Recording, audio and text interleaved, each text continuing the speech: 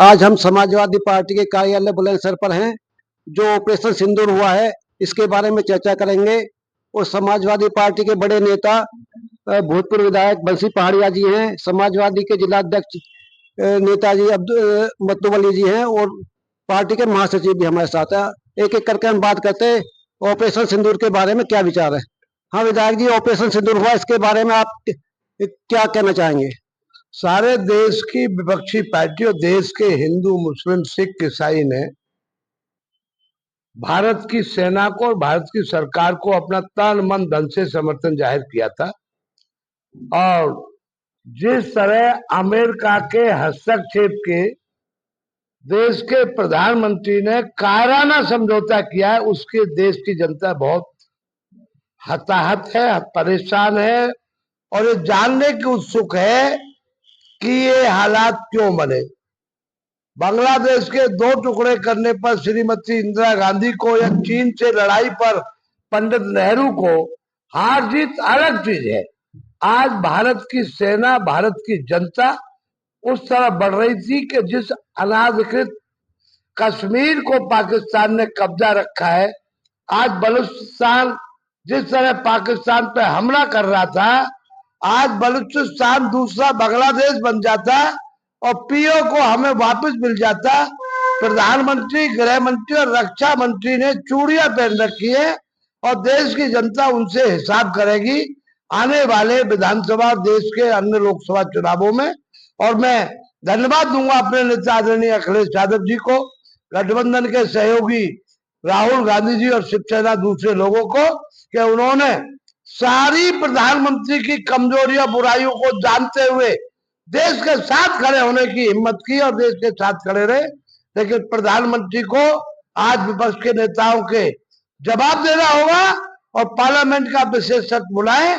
और यदि वो, मैं तो यही कहूंगा व्यक्तिगत आपकी राय, अध्यक्ष जी कुछ भी हो, इनकी कुछ भी हो, कि देश के प्रधानमंत्री को झोला लेके अपने घर चले जाना चाहिए।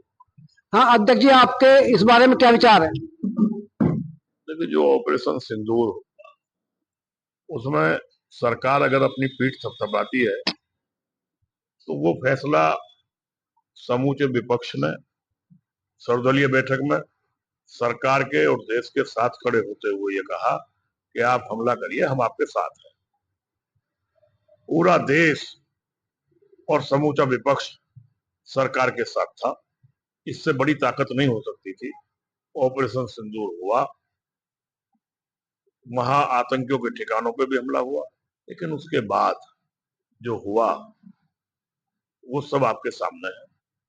जो गोदी मीडिया है उसमें जो ट्रायल चला वो हमारी सेना का मनोबल डाउन करने के लिए, उन पर तो मुकदमा कायम होना चाहिए। जो गोदी मीडिया कवरेज कर रही थी उन पर देशद्रोही का मुकदमा होना चाहिए।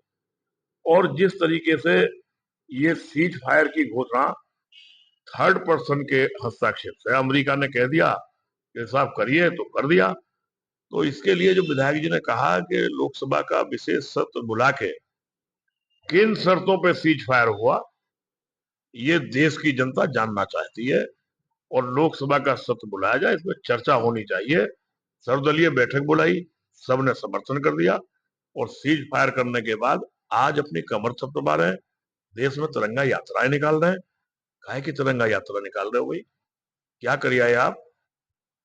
आपने आज तक सूची जारी नहीं की। जो 4 आतंकवादी थे जिन्होंने पहलगाम में किया, वो तो नहीं मारे गए, वो पकड़े भी नहीं गए। कितने लोग सिविलियंस मर गए। उसके बाद आपने सीज फायर की घोषणा कर दी और सीज फायर के बाद जो हमारी जीत पक्की हो सकती थी, विधायक जी ने कहा कि वहां तो अंदरूनी पाकिस्तान में बहुत बड़ा विद्रोह था, पाकिस्तान के टुकड़े हो जाते। जैसे मैडम इंदिरा गांधी ने 71 में किसी का दबाव नहीं माना और उन्होंने कहा कि छोटे देशों को दबाया नहीं जा सकता, बड़े देश दबा नहीं सकते। शेरनी बिना मिले चली आई थी प्रेसिडेंट से मैडम गांधी, और बांग्लादेश बना के 71 में यह साबित कर दिया कि हिंदुस्तान ताकतवर देश है। और आज 140 करोड़ जनता साथ खड़ी थी, तमाम समूचा विपक्ष साथ खड़ा था। और 62 के युद्ध में स्वर्गीय अटल बिहारी वाजपेयी जी क्या कर रहे थे? तो ये सारी चीजें, ये तो आप बताइए। नहीं, ये सारी चीजें सोशल मीडिया पे चल रहा है, आप उठा लीजिए वहां से, धरने पे बैठे थे। अब हम पार्टी के महासचिव त्यागी जी से बात करेंगे अकरे कि इनका क्या विचार है। देखिए, ऑपरेशन सिंदूर से पहले हमारे 28 जवान, 28 नागरिक, 28 आदमी बेकसूर मारे गए। उसके तहत इन्होंने ऑपरेशन सिंदूर चलाया और एक आतंकवादी का घर उजाड़ने के बाद अपने देश उसकी बता दी, इन्होंने कह दिया कि हमने इतने आतंकवादी मार दिए, जबकि कोई भी इन पर आतंकवादी नहीं मरा।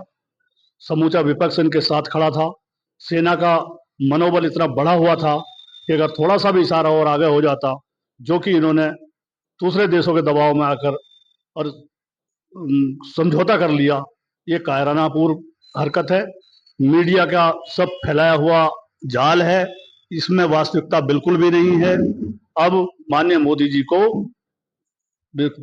संसद का सत्र बुलाने के बाद ये बताना चाहिए कि किस दबाव में फैसला हुआ, क्यों दबाव उन पर इतना पड़ा कि वो उनके आगे नतमस्तक हो गए। समाजवादी पार्टी के नेताओं से बात करने के बाद हम इस निष्कर्ष पर पहुंचे हैं। चलो, हमारे अध्यक्ष जी कुछ कहना चाहते हैं, हो सकता है इनके कुछ विचार शेष रह जाए। एक चीज रह गई, अभी हमारे महामंत्री जी ने कहा कि एक आतंक, वो गोदी मीडिया का ट्रायल था। वो जो कारी इकबाल मारे गए पुंछ में, वो पाकिस्तान की गोलाबारी में मरे हैं। वो इंडियन आदमी था जिसे आतंकवादी बताया गया, उसका फोटो चलाया गया और उस परिवार ने सामने आके ये कहा कि हम मुकदमा लिखाएंगे कि हम हिंदुस्तानी हैं, हम आतंकवादी नहीं है। वहां हमारे सिविलियंस मर गए, 3 सरदार वहां लोकल पुंछ के लोग, और वो पाकिस्तानी गोलाबारी में मरे। और यहाँ का गोदी मीडिया दिखा रहा था कि आतंकवादी कैंप तबाह कर दिया, मदरसा जहां आतंकवाद पलता था, और कारी इकबाल को आतंकवादी बता दिया। कारी इकबाल के घर वालों ने ये मांग की है कि गोदी मीडिया में मुकदमा कायम हो। हाँ जी, हम बताइए।